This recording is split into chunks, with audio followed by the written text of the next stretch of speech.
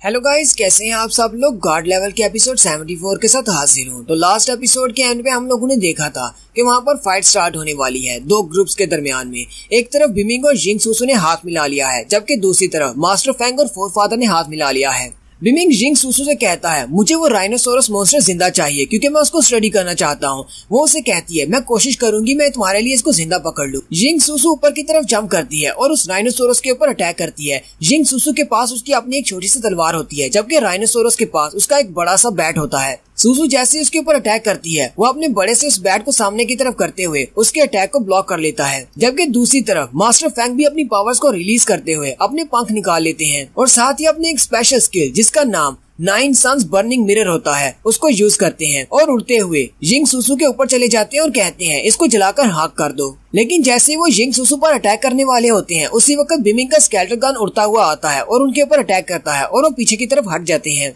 बिमिंग master Fang से कहता है तुम्हें आसपास देखने की जरूरत नहीं, तुम्हारा मुकाबला यहाँ पर मुझसे होने वाला है। बिमिंग अपने स्केलेटन गन को वापस बुला लेता है और फिर से अपने ड्रैगन वाले मूव को यूज करता है और कहता है चलो फिर ठीक है, अब इस ड्रैगन से बचकर दिखाओ। वो ड्रैगन उड़ता हुआ मास्टर फैंग पर अटैक करने के लिए आगे बढ़ता है। मास्टर फैंग जल्दी से जंप करते हुए उसके ड्रैगन के अटैक को डॉज कर लेते हैं, लेकिन बिमिंग बड़ी ही स्पीड के साथ गायब होकर उसके पीछे चला जाता है और उसकी बैक साइड से पर अटैक करते हुए कहता है तुम यहाँ से कहाँ पर भागने की कोशिश कर रहे हो। बिमिंग अपने स्केलेटन गन को यूज करते हुए उसके बाजू के अंदर धंसा देता है और साथ ही उसे एक जबरदस्त स्लैश लगाता है और उसके बाजू को काट देता है, यानी कि मास्टर फैंग के एक बाजू को काट देता है। अब फोरफादर ये देखकर बहुत ज्यादा चौंक जाते हैं कि बिमिंग ने उसके साथी का एक बाजू काट दिया है, वो भी सिर्फ थोड़े से टाइम में। अभी तो फाइट सिर्फ स्टार्ट हुई है। मास्टर फैंग राइनोसोरस की तरफ देखते हैं और कहते हैं लगता नहीं कि मेरा राइनोसोरस इन सब के सामने टिक पाएगा। अगर मैं यहीं पर रुका रहा तो मेरा दूसरा बाजू भी कट जाएगा, यहाँ पीछे मुझे मार भी सकते हैं, मुझे यहाँ से जल्दी से निकलना होगा। ये लड़का तो पहले से बहुत ज्यादा स्ट्रॉन्ग हो चुका है, मुझे नहीं लगता कि मैं इसके साथ फाइट कर सकता हूँ। साथ ही वो फोरफादर से कहते हैं मास्टर मुझे नहीं लगता कि मैं यहाँ पर ज्यादा देर तक रुक पाऊंगा क्योंकि मेरा बाजू जख्मी हो चुका है, अब मैं यहाँ से जा रहा हूँ। और साथ ही वो अपने पंख निकालते हैं और वहाँ से उड़ते हुए चले जाते हैं।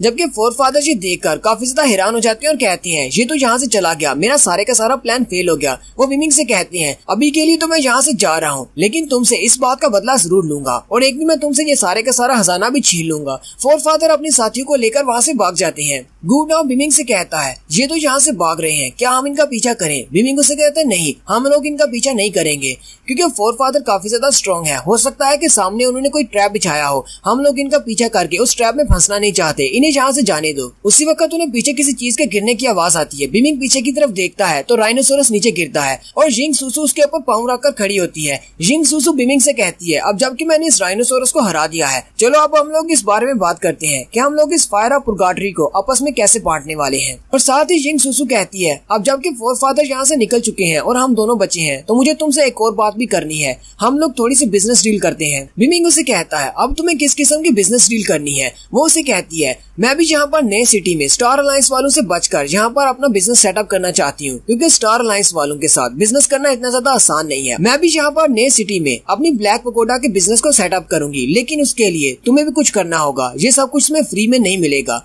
हमें इसके इस बारे में बात करना होगी। बिमिंग उसे कहता है यहाँ पर रूइंस में इस बारे में बात करना सही नहीं होगा, मुझे लगता है कि कल तुम मेरे रॉयल पैलेस में आ जाना, हम लोग वहाँ पर बैठकर बात करेंगे। वो उसे कहती है चलो फिर ठीक है, कल तुम्हारे रॉयल पैलेस पर तुमसे मिलती हूँ। फिर वो सारे लोग उन रूइंस के अंदर से उन्हें जितना भी खजाना मिलता है और वो फायर ऑफ पुरगाटरी को लेकर वापस आ जाते हैं, जबकि अभी तक रूइंस के डीप हिस्से में नहीं गए क्योंकि उन्होंने इन रूइंस के सिर्फ 2 ही हिस्सों को एक्सप्लोर किया है। अगले दिन सुबह सुबह जिंग सुसु अपने लोगों के साथ रॉयल पैलेस के बाहर आ जाती है। मास्टर ली भी जिंग सुसु के साथ ही होता है। वो उसे कहता है मास्टर आपको क्या लगता है कहीं उस लड़के ने हमें धोखा तो नहीं दिया, उसने हमें यहाँ पर बुलवा तो लिया है, क्या वो हमारे साथ वाकई में डील करेगा या नहीं। सोसो से कहती है ये तो अंदर जाकर ही पता चलेगा। वो लोग अंदर चले जाते हैं। जैसे वो लोग अंदर जाते हैं, अंदर बिमिंग तो नहीं होता लेकिन उसकी होने वाली बीवी यानी कि जाओकिंग होती है। जाओकिंग उन सब से कहती है मैं काफी देर से तुम्हारा इंतजार कर रही थी, मुझे लगता है कि तुम्हारा नाम जिंग सुसु है और तुम लोग ब्लैक पकोडा से आए हो। मास्टर ली जिंग सुसु को बताता है कि ये चैन बिमिंग की वाइफ है। जाओकिंग उसे अंदर ले जाती है और वो दोनों जाकर सोफा पर बैठ जाती है। जाओकिंग उसे कहती है मेरे हस्बैंड आज घर पर नहीं है क्योंकि उन्हें बहुत ही इंपॉर्टेंट काम के लिए जाना पड़ा,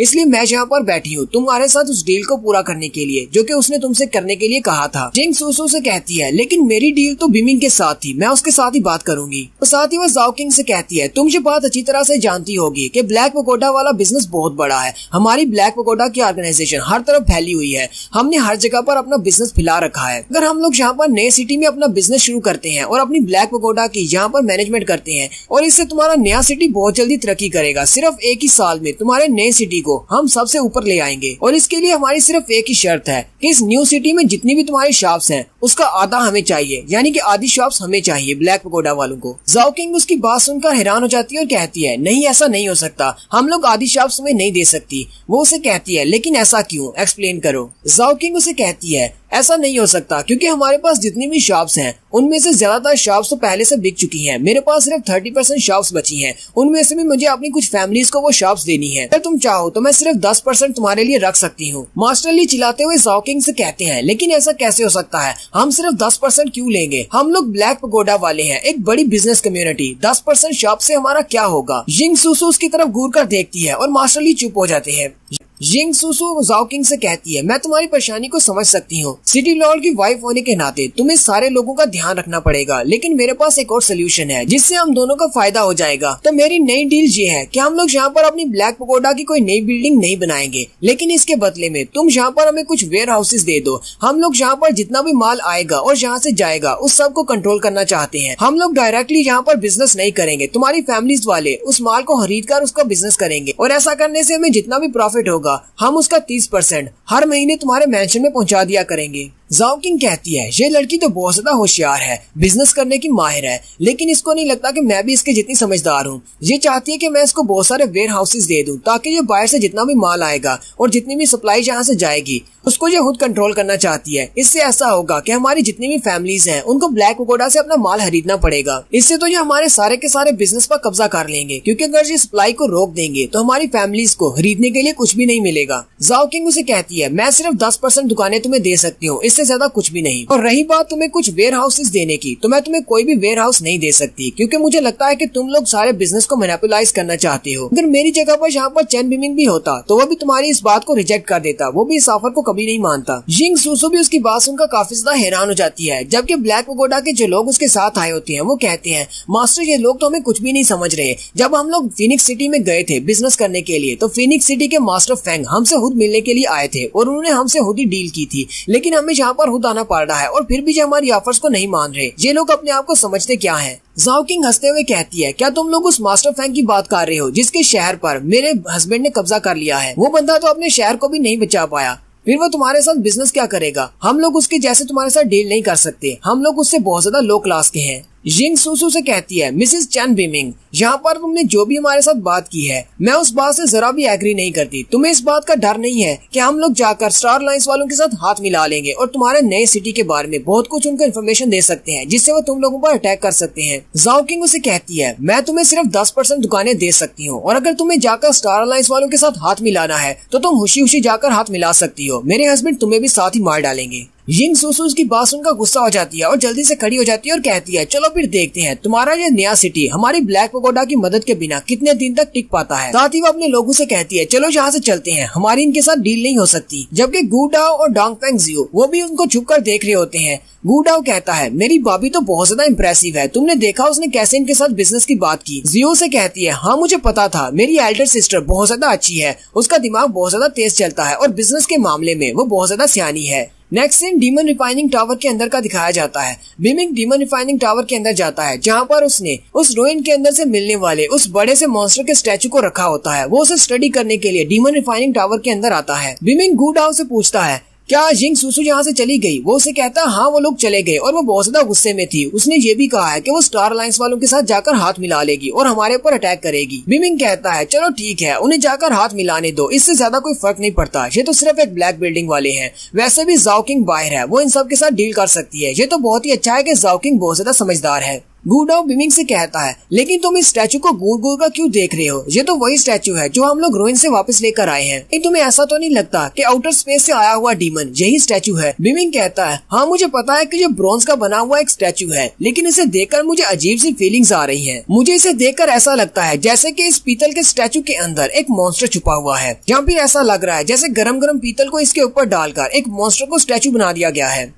बिमिंग वहीं पर साइड पर देखता है तो एक डीमन वहाँ पर आता है, एक बियर मॉन्स्टर, वो भी वहाँ पर आकर खड़ा हो जाता है। बिमिंग कहता है, अब ये यहाँ पर कहाँ से आ गया और इसे यहाँ से क्या चाहिए? वो बियर मॉन्स्टर आगे बढ़ता है और उस ब्रॉन्ज के स्टैचू को सूंघना शुरू कर देता है। जैसे ही वो उसको सूंघता है वो बहुत ज्यादा घबरा जाता है और वो पीछे की तरफ हट जाता है और साथ ही वो कुछ कहता है। स्पाइडर डीमन कहती है, ये तुम क्या कह रहे हो? क्या वाकई में ऐसी बात है? बिमिंग स्पाइडर डीमन से कहता है, इसने क्या कहा? स्पाइडर डीमन से कहती है, मास्टर चैन, ये बियर मॉन्स्टर बता रहा है ये कोई स्टैचू नहीं है, बल्कि इसके अंदर जो मॉन्स्टर है वो अभी तक है और वो बहुत ज्यादा स्ट्रॉन्ग है। बिमिंग और गूडाओ भी उसकी जो बात सुनकर बहुत ज्यादा हैरान हो जाती हैं और यहीं पर हमारी एपिसोड 74 का एंड होता है। एक्सप्लेनेशन अच्छी लगी हो तो कमेंट करके जरूर बताएं। चैनल को सब्सक्राइब कर दें, वीडियो को लाइक और शेयर कर दें। शुक्रिया।